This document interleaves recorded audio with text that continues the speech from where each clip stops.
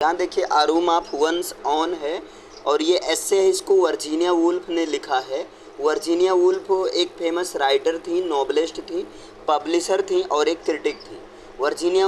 Wolf ने ये ऐसे लिखा है a room of one's own, तो ये ऐसे है, इसको लिखा था वर्जीनिया वुल्फ ने। लेकिन होता क्या है, 1928 में 1928 ईस्वी में इस एस्से को इन्होंने एक लेक्चर के रूप में, मतलब ये एस्से एक दो लेक्चर पर बेस्ड है जिसे इन्होंने न्यूनहैम कॉलेज और गिल्टन कॉलेज में दिया था। और ये न्यूनहैम कॉलेज और गिल्टन कॉलेज ये फर्स्ट टू वुमेन कॉलेज है। इसके बाद में बात करें ये पब्लिश कब हुआ, तो पब्लिश हुआ 1929 में, 1929 में पब्लिश हुआ। आफ्टर मॉडिफाइडिंग इन हर लेक्चर, अपने लेक्चर में कुछ मॉडिफाई करने के बाद में इन्होंने इस लेक्चर को a room of one's own के नाम से 1929 में पब्लिश करवाया। और जब ये न्यूनहैम और गिल्टन कॉलेज में गई थी तब इनको टॉपिक मिला था जिस पर इनको लेक्चर डिलीवर करना था, वो टॉपिक था वुमेन एंड फिक्शन था। और वर्जीनिया वुल्फ जो हैं एक 20th सेंचुरी की फेमिनिस्ट राइटर में से एक है। और दूसरा नंबर बात करें तो इनका जो है फेमस वर्क और कोई है, तो और कोई इनका famous work, other famous work है to the lighthouse, the waves, और इनका एक और फेमस वर्क है द जूडिथ शेक्सपियर। हाँ, जूडिथ शेक्सपियर। अब इसके बाद में मेन थीसिस की बात करें, इस एस्से का मेन थीसिस क्या है, तो मेन थीसिस यही है कि ये अपनी इस एस्से के थ्रू ये कहना चाहती हैं कि वीमेन को दो चीज़ की नीड होती है, एक तो मनी, पैसा, और इसके साथ में अपना खुद का कमरा। अच्छा, इसके साथ में उनके अंदर टैलेंट भी होना चाहिए, लेकिन यहाँ प्रायोरिटी दो चीज़ पर है, मनी और ऑन रूम। मतलब ये उन्हीं फीमेल के लिए है ये दो नीड, दो थीसिस जिनके पास टैलेंट है। If she wants to write fiction, अगर वो फिक्शन को लिखना चाहें तब उनको दो चीज़ की नीड होती है, मनी और खुद का कमरा। A room of one's own represents for every women, यहाँ पर a room of one's own हर वुमेन के लिए है, इसलिए यहाँ पर नैरेटर जो है अनइम्पॉर्टेंट है, नैरेटर का बहुत ज़्यादा इम्पॉर्टेंट नहीं है। इन्होंने समझाने के लिए एक फिक्शनल यूनिवर्सिटी लिया है जिसका नाम है ऑक्सब्रिज, और ऑक्सब्रिज जो है ऑक्सफोर्ड यूनिवर्सिटी और कैम्ब्रिज यूनिवर्सिटी का कॉम्बिनेशन है, कंबाइन है। और इसके साथ में इसी बेस पर तो एक यहाँ पर ये बनता है कि इसकी फिक्शनल सेटिंग क्या है, तो फिक्शनल सेटिंग जो है ऑक्सब्रिज यूनिवर्सिटी है। फिक्शनल सेटिंग क्या है, ऑक्सब्रिज यूनिवर्सिटी है। और इसके बाद में बात करें यहाँ पर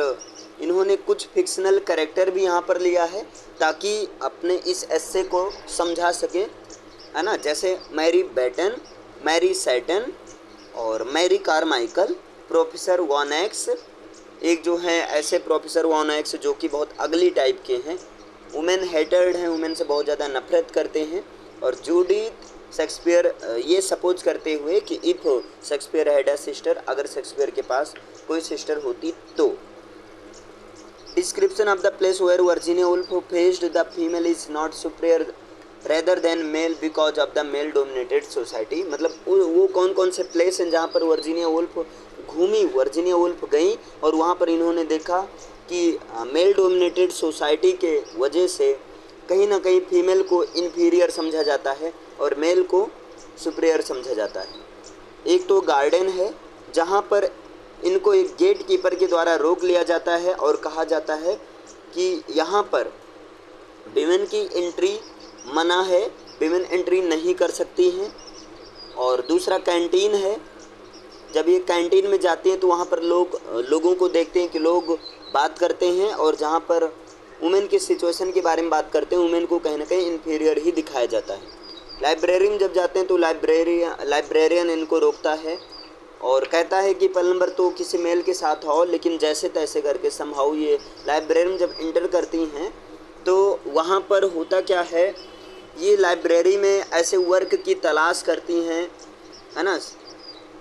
that is written by women as well as she didn't find any work, जो कि वुमेन के द्वारा लिखा गया हो, and that is also women work, और वो वुमेन वर्क हो, मतलब वुमेन के द्वारा लिखा गया हो, वीमेन पर हो, लेकिन इनको ऐसा कोई वर्क नहीं मिलता है, because on that time women has no specific authority to write. उस समय जो है वुमेन के पास कोई स्पेसिफिक अथॉरिटी नहीं थी कि वो लिख सकें, और जनरली जिनको अथॉरिटी भी होती थी उनको जनरली वो सब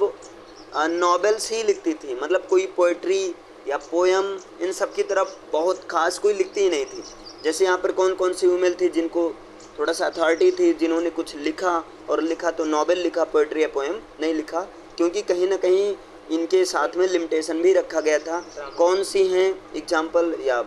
फीमेल फेमिनिस्ट, वो हैं अफ्रा बेन, जो कि 17th सेंचुरी की फेमिनिस्ट राइटर हैं, जेन ऑस्टिन है, एमिली डांटे, यहाँ डांटे रहेगा, डांटे रहेगा, अरुमा फुअन्स, उनको 5 पार्ट्स में डिवाइड करके समझाया गया है,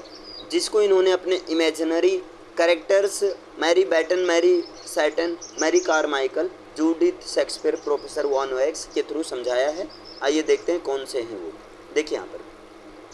पार्ट 1 की समरी की बात किया जाए तो यहाँ पर देखिए हिंदी में ही ये matter. Fictional character Mary Beton university में रिवर के किनारे बैठी होती है, मतलब ये जो पार्ट 1 की समरी शुरू होती है मैरी बैटन से शुरू होती है, और मैरी बैटन यूनिवर्सिटी में समझ रही हैं, ऑक्सब्रिज यूनिवर्सिटी में एक नदी के किनारे बैठी हैं, और जहाँ पर ये सोचती हैं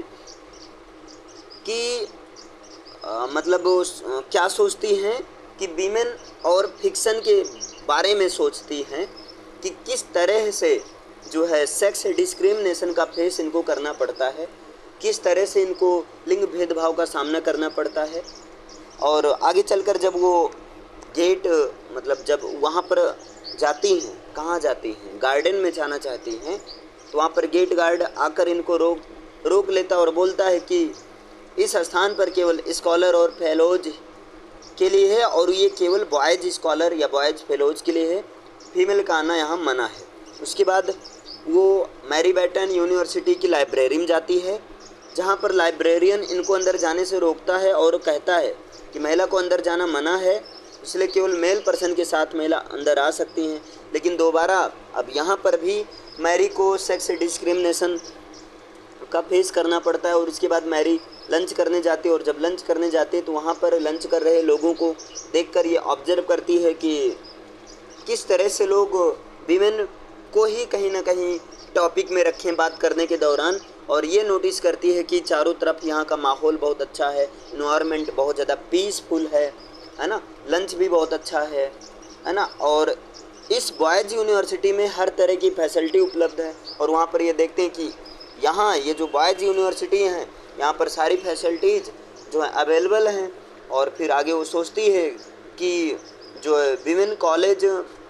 मतलब ये सब सोचती है, और उसके बाद में वीमेन कॉलेज में वापस जाती है, और जब वापस जाती है तो वहाँ पर वो एक गेस्ट की तरह रहती है। और फिर मैरी बैटन क्या करती है, जब वहाँ अपने कॉलेज में जाती है गेस्ट की तरह वहाँ रुकती है, तो वहाँ पहुँचकर वो अपनी फ्रेंड मैरी सैटन से सारी स्टोरी बताती है कि किस तरह से उसे किन चीज़ों में कहाँ कहाँ सेक्स डिस्क्रिमिनेशन फेस करना पड़ा, है ना। तो मैरी सैटन को सारे अपने एक्सपीरियंस के बारे में बताती है, और मैरी सैटन अब कैम्ब्रिज कॉलेज के उन सुविधाओं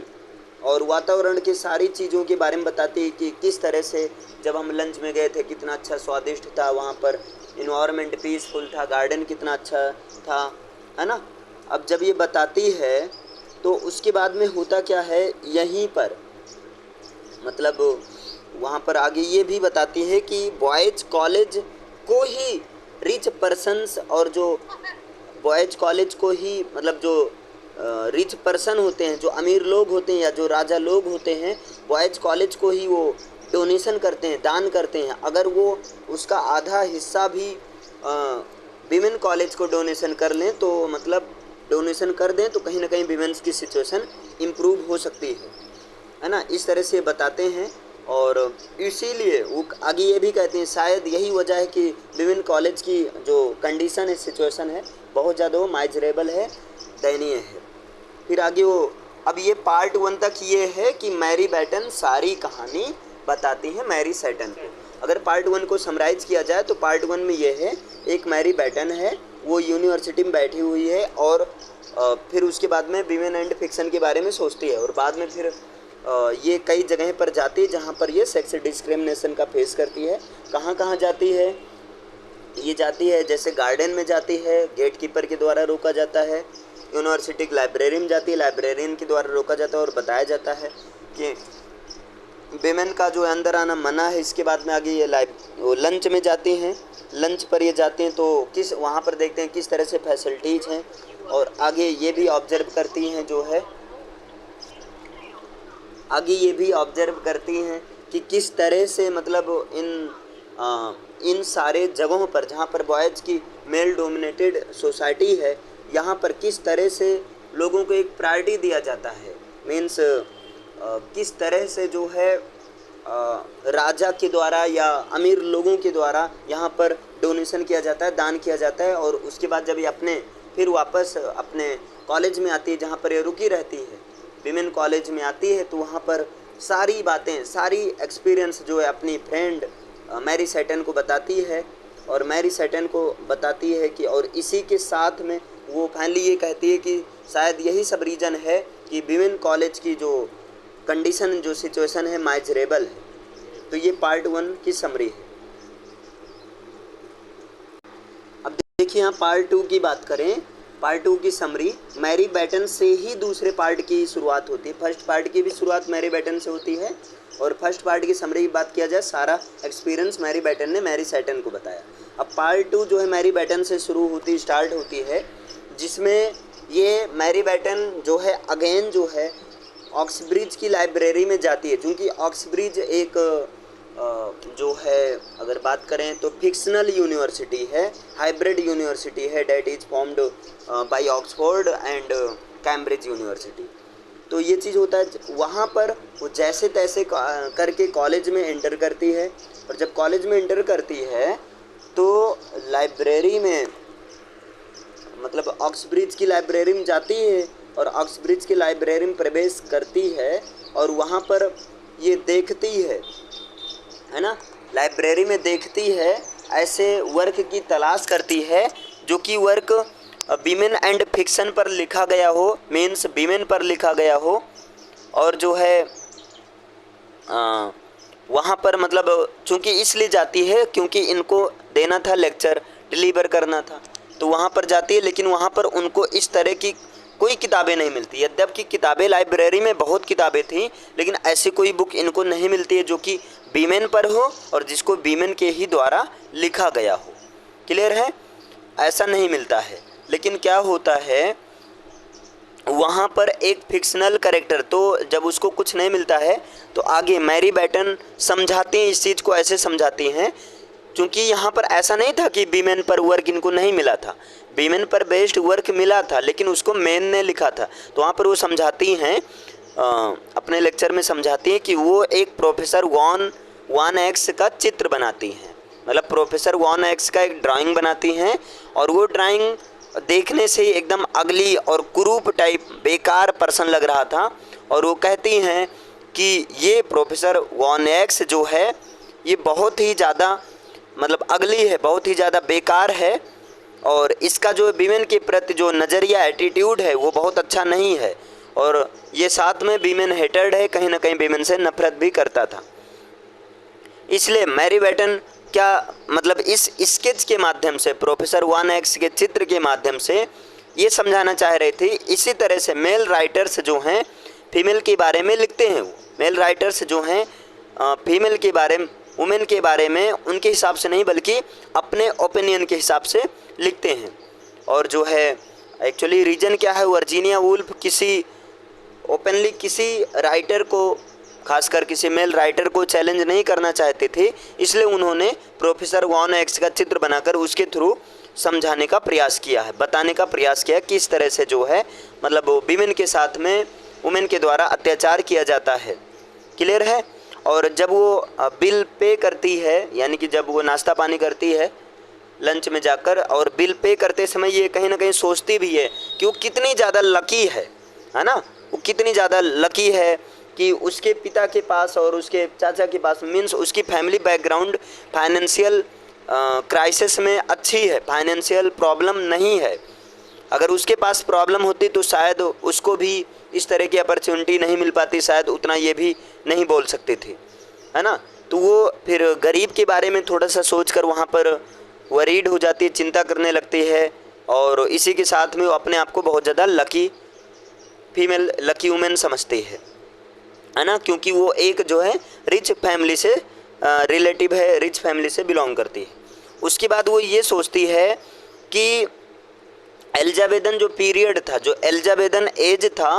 वो वहाँ पर उस दौरान, जैसा कि एलिजाबेथन एज में बहुत ज़्यादा अगर फेमस राइटर की बात करें तो आपके विलियम शेक्सपियर और क्रिस्टोफर मार्लो, तो इन्होंने विलियम शेक्सपियर और क्रिस्टोफर मार्लो का जिक्र किया है। विलियम शेक्सपियर और क्रिस्टोफर मार्लो के माध्यम से समझाना चाहती है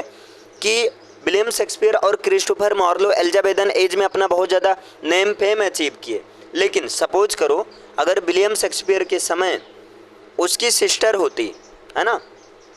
मान लो जूडिथ नाम है, उसकी सिस्टर होती, तो क्या वो पोएम नहीं लिखती? तो यहाँ पर ये है कि नहीं लिख पाती, क्योंकि एलिजाबेथन एज में वीमेन को पोएम लिखने का अथॉरिटी नहीं था। यद्यपि वीमेन नॉवेल्स वगैरह लिखती थी, लेकिन अपने पेट नेम से उसको पब्लिश करवाती थी, है ना। कोई पोएम नहीं लिखा था, मीन्स एलिजाबेथन एज के पीरियड में कोई वुमेन जो है कोई पोएम क्यों नहीं लिखा था। अब इसका रीज़न देती हैं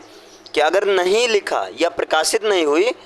वीमेन के द्वारा, तो इसका रीज़न ये है कि कहीं ना कहीं Elizabethan age, during the Elizabethan age के दौरान मेल राइटर को ही कहीं ना कहीं राइटिंग में इम्पोर्टेंस दिया जाता था, उन्हीं को एक फोकस में रखा जाता था, क्लियर है, और उन्हीं की मेल राइटिंग की ही राइटिंग्स को प्रकाशित किया जाता था। अब यहाँ पर देखिए पार्ट 2 की अगर समरी की बात किया जाए तो पार्ट 2 में मैरी बेटन से शुरू होता है। मैरी बेटन फिर से लाइब्रेरी में जाती है, थोड़ा सा ये खोजती है कि हाँ हो सकता है कहीं मिल जाए कोई बुक जो कि वुमेन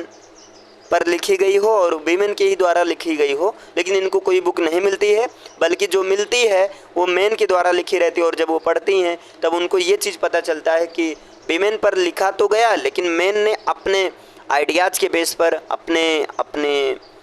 थिंकिंग के बेस पर लिखा है। और फिर वो एलिजाबेथन एज की जिक्र करते हैं कि एलिजाबेथन एज में जैसा कि विलियम शेक्सपियर और क्रिस्टोफर मार्लो ये सब बहुत ज़्यादा पॉपुलर हुए, पोएम वगैरह लिखे, लेकिन उस दौरान किसी वुमेन को पोएम पब्लिश करने का परमिशन नहीं दिया जाता था। और पब्लिश करने का जब परमिशन नहीं दिया जाता था तो वीमेन कहाँ से इतना अच्छा लिख पाएंगी, है ना। यहाँ तक है आपका। और इसी बीच इसी पार्ट में ये अपने मतलब फाइनेंशियल सिचुएशन पर भी चर्चा करती हैं कि वो कितनी भाग्यशाली है, कितनी लकी है कि उसके पास पैसा है ना। अब यहाँ शुरू करते हैं पार्ट नंबर 3 की समरी। अब देखिए यहाँ तीसरे पार्ट में ये वर्जीनिया वुल्फ शुरू करती हैं, और वर्जीनिया वुल्फ शुरू करती हैं जो है एक बीसर की फेमस लाइन से शुरू की हैं। वर्जीनिया वुल्फ कहती हैं कि एलिजाबेथन एज के दौरान मतलब किस तरह से वीमेन की सिचुएशन थी, और एक ये राइटर को टारगेट करती हैं, उसका नाम है वीसर, है ना। वीसर की फेमस लाइन से, उसकी फेमस लाइन थी cats don't go to haven,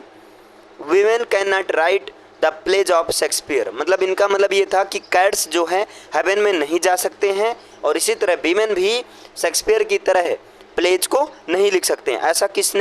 किसकी फेमस लाइन है? बीसर की फेमस लाइन है। अब यहाँ पर ये कंफर्म नहीं है कि बीसर जो है फिक्शनल कैरेक्टर है या जो है रियल है। अभी आगे देखिए, इसलिए बीसर की लाइन को, अब बीसर यहाँ पर एक कैरेक्टर है, नाम है, इसलिए बीसर की लाइन को क्रिटिसाइज करते हुए वर्जीनिया वुल्फ लिखती हैं, वो कहती हैं कि suppose if Shakespeare had a sister and whose name were Judith Shakespeare. Suppose करो अगर शेक्सपियर की कोई बहन होती और उसका नाम जूडिथ होता, तब क्या होता। उस दौरान ये बताती कि जैसे शेक्सपियर को बेस्ट स्कूल में पढ़ाया गया, क्या वैसे ही उसको भी पढ़ाया जाता। जिस तरह से शेक्सपियर की एक अच्छी एजुकेशन हुई, क्या जूडिथ जो एक लड़की थी उसको भी एक अच्छी एजुकेशन होती? नहीं, उसको एक घर में लिमिट में रखा गया, घर में एक तरह से उसके लिए कई सारी बाउंडेशन लिमिटेशन बना दी गई और उसको वो सारी फैसिलिटीज़ नहीं दी गई जो कि शेक्सपियर को दी गई थी। इसलिए जूडिथ को एजुकेशन जो है उसके भाई को दी गई जबकि जूडिथ को नहीं दी गई। और इसका मतलब ये है कि जूडिथ ने अपने ही घर में सेक्स डिस्क्रिमिनेशन का सामना किया, और जब सेक्स डिस्क्रिमिनेशन का सामना किया तो आगे वर्जीनिया वुल्फ कहती हैं सपोज करो कि जूडिथ जो है अपने भाई की ही तरह टैलेंट होती और जो है उसका भी सेम राइटिंग में बिल्कुल तरह शौक होता, मतलब जिस तरह से शेक्सपियर बहुत ज़्यादा शौकीन था लिखना, उसी तरह से सपोज करो बिल्कुल डिक्टो सेम टू सेम उसकी इमेजिनरी सिस्टर जूडिथ के भी पास सेम टैलेंट होता और उसका भी राइटिंग में अच्छा खासा शौक होता, उतना ही टैलेंट होता जितना कि उसके भाई शेक्सपियर का है। तो यहाँ पर वो क्वेश्चन करती है क्या सोसाइटी शेक्सपियर की तरह जूडिथ को भी पढ़ने की अनुमति देती या उसका परिवार देता? अगर देता तो क्या शेक्सपियर ने जितना अचीव कर पाए हैं उतना अचीव शायद जूडिथ भी कर लेती? और यहाँ पर ये क्वेश्चन करती है कि अगर शेक्सपियर को पढ़ने की अपॉर्चुनिटी नहीं दी गई होती तो क्या शेक्सपियर इतना अचीव कर पाते जितना कि वो रियलिटी में कर पाए हैं? नहीं। जबकि यहीं पर सेक्स डिस्क्रिमिनेशन के दौरान जूडिथ को लिमिटेशन में रखा गया, बिल्कुल मौका नहीं दिया गया, इसलिए उसने क्या किया, सुसाइड अटेम्प्ट किया। और जहाँ पर सुसाइड अटेम्प्ट करने के बाद उन्होंने अपने आप को नष्ट कर दिया और अपने जो भी उनकी सारी स्किल्स थी, राइटिंग स्किल्स थी, पोटेंशियल्स थी, कैपेसिटी थी, उन सबको जला दिया, उन सबको मार दिया। और ऐसा अवसर, इस तरह का अपॉर्चुनिटी जो है सोसाइटी में औरतों के साथ होता आया है, मतलब इस तरह की चीज़ें अक्सर अवसर नहीं है, इस तरह की चीज़ें अक्सर सोसाइटी में वीमेन के साथ होता आया है कि वीमेन सोसाइटी के प्रेशर की वजह से, फैमिली प्रेशर की वजह से कहीं ना कहीं सुसाइडल अटेम्प्ट करती हैं। बिकॉज ये जो एलिजाबेथन एज के दौरान जो सोसाइटी का स्ट्रक्चर था, सोसाइटी स्ट्रक्चर्ड अगेंस्ट वीमेन ये थी, मतलब स्ट्रक्चर्ड अगेंस्ट वीमेन थी, यहाँ अगेंस्ट रहेगा, वीमेन के खिलाफ होते थे। अब पार्ट 3 की समरी की बात करें तो पार्ट 3 में सीधा सीधा ये होता है कि ये मतलब मैरी बैटन कहती हैं कि सपोज करो कि एलिजाबेथन एज के दौरान विलियम शेक्सपियर की एक सिस्टर होती जूडिथ शेक्सपियर, तब उसके साथ क्या होता है। लेकिन इसके पहले इन्होंने ये बताया कि एक बीसर नाम का कैरेक्टर है, बीसर ने जैसा कि लिखा है, क्या लिखा है, cats can not go to heaven, similarly the women can not right